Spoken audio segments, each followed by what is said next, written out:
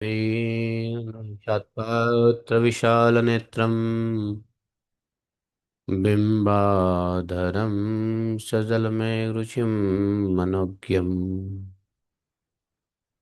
मन्दस्मितं मधुरसुन्दरमन्दयानं श्रीनन्दनन्दनं महमनशां नमामि मञ्जीरनुपुररणवरत्काञ्ची श्रीहारकेशरिन्नखप्रत्यत्नसङ्गं दिष्ट्यातिहारं शिवेन्दुविराजमानं वन्दे कलिन्दतनुजातट्बालकेलिं पूर्णेन्दुसुन्दरमुखपरिकुञ्चिताग्रा एषा नवीनघननिभा स्फुरन्तः राजन् आनतशिरः कुमुदस्य यस्य नन्दात्मजाय सबलाय नमो नमस्ते। नंदनंदन भगवान श्री कृष्ण की जय।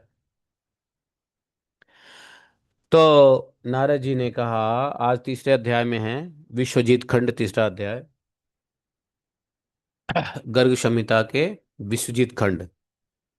एवं हिरण्यमयं खंडं जित्वा कारणी कार्षणि महाबलः जगाम रम्यकं दंडं देवलोकमिमं स्फुरन्।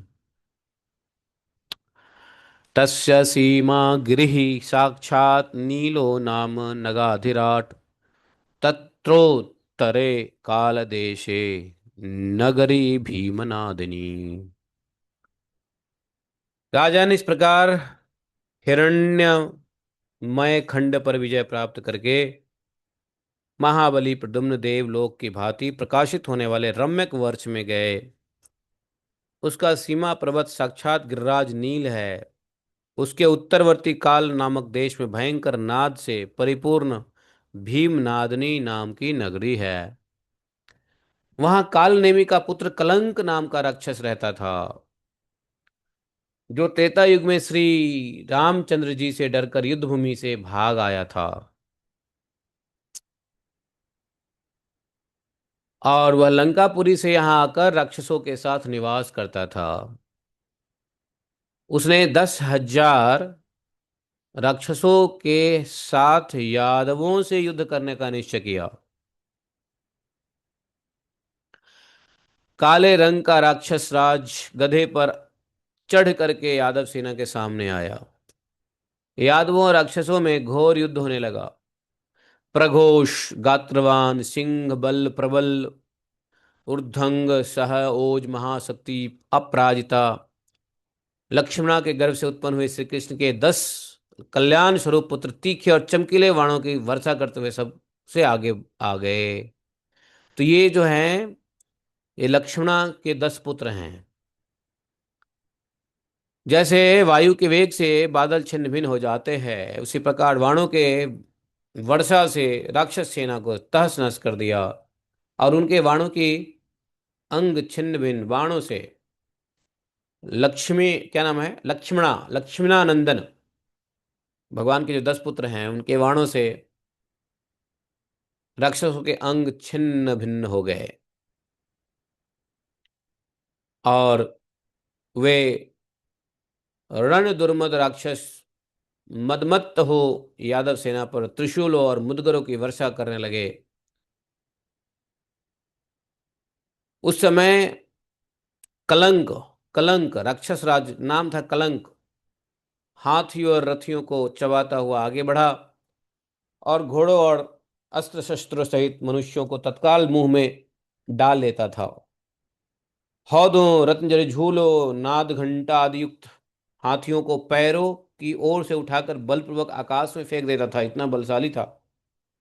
तब भगवान श्रीहरि के पुत्र लक्ष्मणानंदन प्रघोष ने कपिंद्रास्त्र का संधान किया। कपिंद्र अस्त्र, उस वाणी से क्या हुआ, उस बाण से कपिंद्रास्त्र से हनुमान जी प्रकट हो गए और हनुमान जी, उन्होंने जैसे वायु रुई को उड़ा देती है, उसी प्रकार राक्षसों को आकाश में 100 योजन दूर फेंक दिया। तब हनुमान जी को पहचान कर राक्षस राज कलंक ने गर्जना करते हुए लाख भार की बनी हुई भारी गदा से उनको फेंका। हनुमान जी तो हनुमान जी ठहरे। हनुमान जी बेग से उछले और गदा को भूमि पर, हनुमान जी तो उछल गए और गदा जमीन पे गिर गया। उछलते हुए बानरराज ने बार बार भौहें टेढ़ी करते हुए कलंक को एक मुक्का मारा और उसका किरीट, मतलब मुकुट ले लिया। तब कलंक ने उस समय उन्हें मारने के लिए अपना त्रिशूल हाथ में लिया, किंतु वे कपिंद्र हनुमान वेग से बड़े जोर से उछलकर उसके पीठ पर कूद पड़े और दोनों हाथों से पकड़कर उसको भूमि पर गिरा दिया, दे पटक मारा। और फिर वह दूरे पत पर्वत पर ले जा करके उसको ऊपर से डाल दिया, वैदुरी पर्वत पर ले जाके डाल दिया, और पर्वत के गिरने से वह खुद कचूमर निकल गया उसका, तो सारे अंग चूर चूर हो गए, वह मर गया। कलिंग, कलंक, क्या कलंक। उस समय शंख ध्वनि के साथ जय जयकार होने लगी। साक्षात भगवान हनुमान हनुमान जय देव जी वही अंतर ध्यान हो गए। देवताओं ने प्रद्युम्न पर फूलों की वर्षा की, फिर अपनी सेना से घिरे हुए महाबाहु प्रद्युम्न मनु की स्वर्णमयी मनोहारिणी नगर में गए। और वहां नई श्रेयस नामक वन था, जो कल्प वृक्षों और कल्प लताओं से घिरा हुआ था। हरिचंदन, मंदार और पारिजात उस वन की शोभा बढ़ाते थे। संतान वृक्ष के पुष्प की सुगंध से मिश्रित वायु उस वन में सुवास फैल रही थी, सुगंध फैल रहा था। केतकी, चंपकलता, कुटज पुष्पों से परिसेवित हुआ वन माधवी लताओं के पुष्प फल के समूहों से बड़ा लदा हुआ था। और वहां पे कलरव करते हुए विहंगमों के वृंद से वह वन वैकुंठ लोक सा प्रतीत होता था। इधर आओ, बात करो उससे। जिसकी लंबाई 500 योजन थी। राजन, उस पर्वत के निचले भाग का विस्तार 100 योजन का था। नर कोकिल, कोकिलाएं, मोर, सारस, तोते, चकवे, चकोर, हंस और दात्युह पपीहा नामक पक्षी वहां कलरव कर रहे थे। सभी ऋतुओं के फूलों की शोभा से संपन्न वह निश्रेय वन नंदन वन को तिरस्कार करता था। बोले मिथिलेश्वर, वहां मृगों के बच्चे सिंहों के साथ खेलते थे। नेवले सांपों के साथ बैरहीन होकर रहते थे, मतलब आपस में कोई बैर नहीं था नेवले और सांपों का, वैसे होता है। वहां भ्रमरों के गुंजारव से युक्त 10,000 सरोवर थे, जिनमें दीप्तिमान शतदल और सहस्त्रदल कमल शोभा दे रहे थे। इधर उधर सब लोग वर्तमान मौजूद वह सुंदर वन मूर्ति आनंद सा जान पड़ता था। भगवान प्रद्युम्न ने उन वन की शोभा देखकर निकले हुए नागरिकों से एक प्रश्न किया। बोले कि हे पवित्र शासन में रहने वाले लोगों, यह रमणीय नगरी किसकी है और यह अद्भुत वन भी किसका है? आप लोग विस्तार पूर्वक यह सब बात फैलाएं। उन लोगों ने कहा, नरेश्वर, वैवस्वत मनु जो इस समय रमणीय मानव पर्वत पर मत्स्य अवतार धारे भगवान नारायण हरि की आराधना में लगे हैं और यहाँ सदा निवास करने वाले मत्स्य भगवान की वंदना पूर्वक भारी तपस्या कर रहे हैं। उन्हीं के रमणीय नगरी हैं ये। मत्स्य भगवान यहाँ पे रहते हैं। और मत्स्य भगवान में कौन पूजा करते हैं? तो यहाँ की भूमि और पर्वत दोनों वैकुंठ लोक से लाए गए हैं। आप सब राजा हैं जो इस पृथ्वी का विराजमान हैं, इन्हीं भविष्यत मनु के वंशज हैं, चाहे वे सूर्यवंशी हो या चंद्रवंशी हो। इस प्रकार समस्त क्षत्रियों के उस वृद्ध प्रपितामह श्राद्ध देव मनु का परिचय पाकर श्री कृष्ण कुमार भगवान प्रद्युम्न बड़े विस्मित हुए। लोगों की बात सुनकर तत्काल भाइयों और अन्य यादवों से घिरे हुए प्रद्युम्न को मानवगिरी पर चढ़कर भगवान श्राद्ध देव का दर्शन किया। वे 100 सूर्यों के समान तेजस्वी जान पड़ते थे और अपनी कांति से 10 दिशाओं को प्रकाशित कर रहे थे। वे महायोग में राजेंद्र शांत रूप थे। महाराज, वे वेद व्यास और शुक आदि से तथा वशिष्ठ और बृहस्पति आदि से परस्पर श्रीहरि का यश सुनते थे।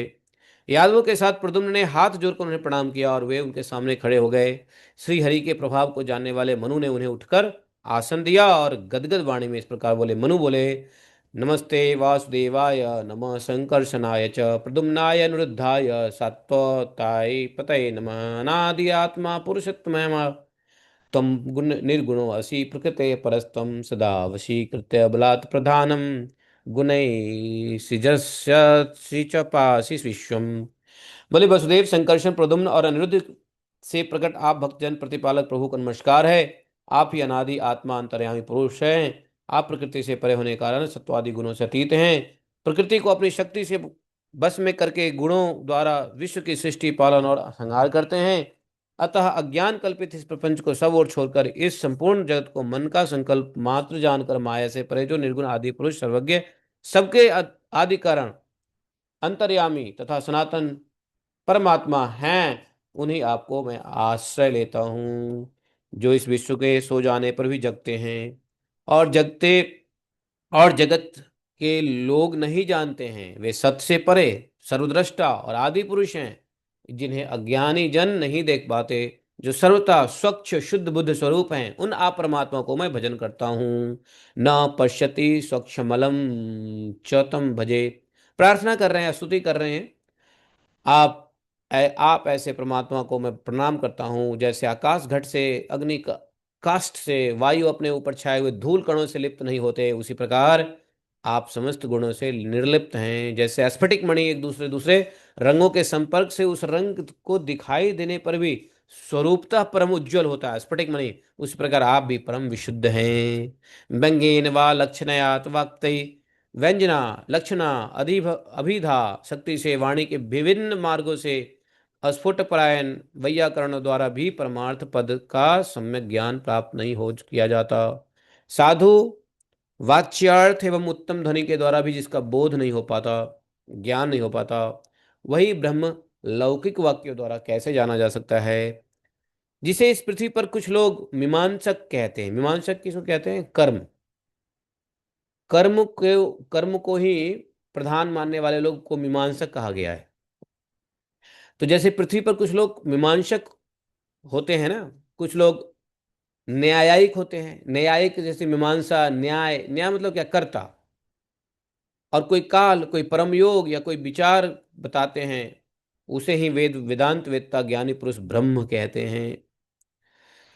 तो इस जिसे इस लोक में कालज गुण अर्थात काल के गुण, इंद्रियादि, ज्ञानेन्द्रिया, चित्त, मन, बुद्धि, अहंकार नहीं छुपाती, जहां अहंकार और महत्व की भी पहुंच नहीं है, वेद भी जिसका वर्णन नहीं कर पाते, वह परम ब्रह्म है, जिसे संत लोग हिरण्यगर्भ परमात्म तत्व वासुदेव कहते हैं। ऐसे पर ब्रह्म स्वरूप आप ही पुरुषोत्तम उत्तम हैं, यह जानकर मैं सदा असंग भाव से विचरण करता हूँ।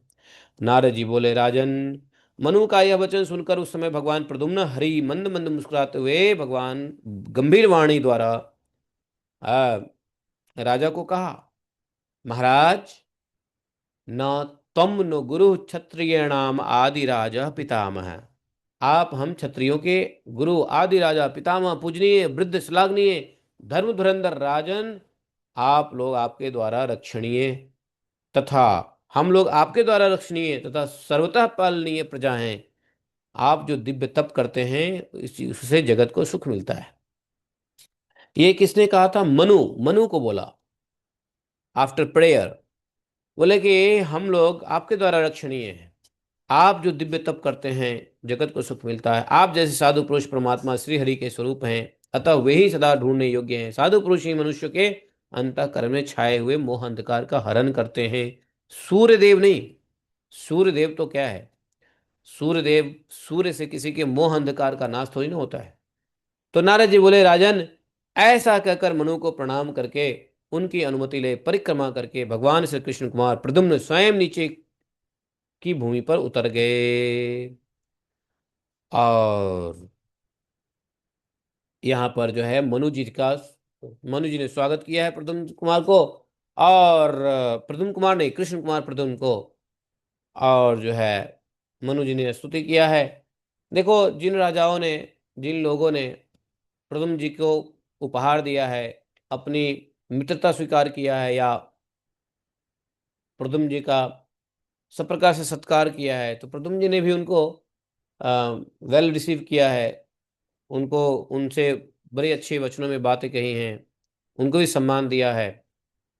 तो यहाँ बैर तो लड़ाई तो उनसे होती है प्रद्युम्न जी और अन्य यादव सैनिकों को जो प्रद्युम्न जी से वैर ठानते हैं। उनको होता है कि हे, यादव कैसे कर लेगा राजसूय यज्ञ, है राज याद है, खासकर वो जो अपने पुत्र के हाथों जेल में बंदी बना दिया गया था, वो उग्रसेन क्या करेगा राजसूय यज्ञ। तो जिसको अहंकार होता है, इस राजसूय यज्ञ के पीछे का जो कारण है वो भगवान कृष्ण है, उनकी शक्ति को नहीं देख पाता। और जो तत्काल बनाए गए राजा सूरसेन की को देख करके लोग भ्रमित हो जाते हैं। और ऐसे भ्रमित होने वाले दैत्य लोगों को नाश भी किया है प्रद्युम्न भगवान ने। तो राजा तो ठीक है, राजसूय यज्ञ करने वाले राजा तो उग्रसेन महाराज हैं, सूरसेन नहीं उग्रसेन महाराज हैं। लेकिन उसके पीछे की ताकत कौन है? उसके पीछे की ताकत है भगवान कृष्ण और पूरा यदुवंशी। तो ये अंडरस्टिमेट करके बहुत सारे लोग नहीं उपहार देते हैं प्रद्युम्न जी को। लेकिन बहुत सारे लोग जो धार्मिक लोग हैं, जो जो ऑलरेडी भगवान के भक्त हैं या भगवान के भक्ति का एक्सपोजर है, ऐसे लोग प्रद्युम्न जी का स्वागत करते हैं, गिफ्ट देते हैं, उपहार देते हैं, भोजन कराते हैं और अपना अधीन समझते हैं। मतलब उनके अधीन अपने को समझते हैं, भगवान के अधीन अपने को समझते हैं। तो बहाना तो राजसूय यज्ञ है, लेकिन मारना तो बहुत सारे दैत्यों को है। जैसे अभी अभी कलंक नाम के दैत्य को मारा, जो भगवान राम के समय से ही वो डर के भाग के वहां पे रह रहा था। तो सिर्फ भारतवर्ष ही नहीं, बाकी सभी वर्षों में भी जो जो असुर जहाँ बैठे हैं, भगवान के विरुद्ध कार्य सेवा कर रहे हैं, उन सब को मारने का एक अच्छा मौका है। अब यहाँ से प्रद्युम्न जी आएंगे रम्यक वर्ष में। और रम्यक वंश में एक शहर है, पुरी है, उसका नाम है मनमथशालिनी पुरी। तो उस पुरी में जो है, तो रम्यक वर्ष के बाद आएंगे और भी वर्ष में, सभी 9 वर्ष में जाएंगे कुल मिला के। भद्रव भाद्रश्य वर्ष में भी जाएंगे। तो इस प्रकार से ये अध्याय समाप्त होता है। 31वां अध्याय के लिए हम लोग कल बैठेंगे, कल श्रवण करेंगे। तो आज के लिए इतना ही काफ़ी है। बोलिए नंद नंदन भगवान श्री कृष्ण की जय। ओम नमो गोवर्धन उद्धारणाय गोविंदाय गोकुल निवासाय गोपाल पतये गोपालाय गोपीजन भर्तरे गोकुल निवासाय गिरिजगजोधत्रे करुणानिधे जगत विदय जगत मंगलाय जगत निवासाय जगत मोहनाय कोटि मनमत मनमथाय विश्वानुसुतावराय श्रीनंदराजकुल प्रदीपाय श्री कृष्णाय परिपूर्णतमाय तम असंख्य ब्रह्मांड पतये गोलोक धाम अधिष्णाधिपतये स्वयं भगवते सबलाय नमस्ते नमस्ते नमस्ते। जयति ते अधिकं जन्मना व्रज शयत इंदिरा शाश्वतत्र हि।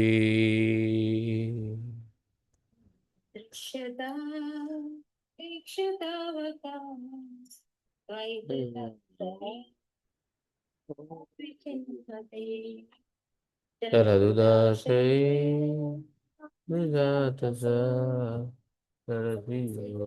तरा श्रींशादृशा स्मृतनाथ ते अशुल्कदासिका वरदनिघ्नतो नेह किं वद विषजलाप्यया अज्ञानराक्षसा वर्षमारुता वैद्युतानला विषमयात्मजा विश्वतो भयाः वृषभते वयम् रक्षितामः न खलु गोपिका नन्दनो भवान् अखिल देवी अन्तरात्मः विघ्न साधितो विश्वभूतये सखौ देवा सात्वतां कुर्वे विरचिता भयं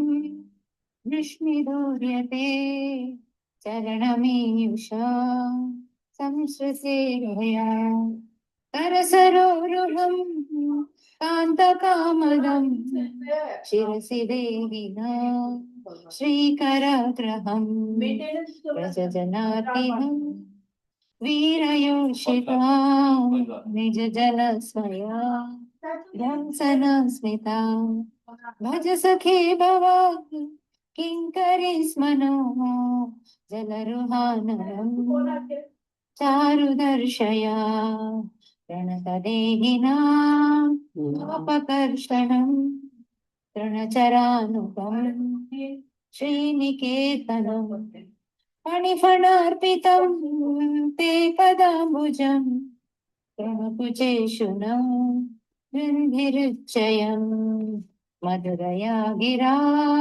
वल्गुवाक्यया बुधमनुज्ञया पुष्करेक्षरा विधिकरीरिमा वीरमुह्यते अधरसीदना व्याययस्वना तव कथामृतं तप्तजीवनम् हाँ प्रभु जी, ये जो आपने भेजा है ये अवेलेबल है?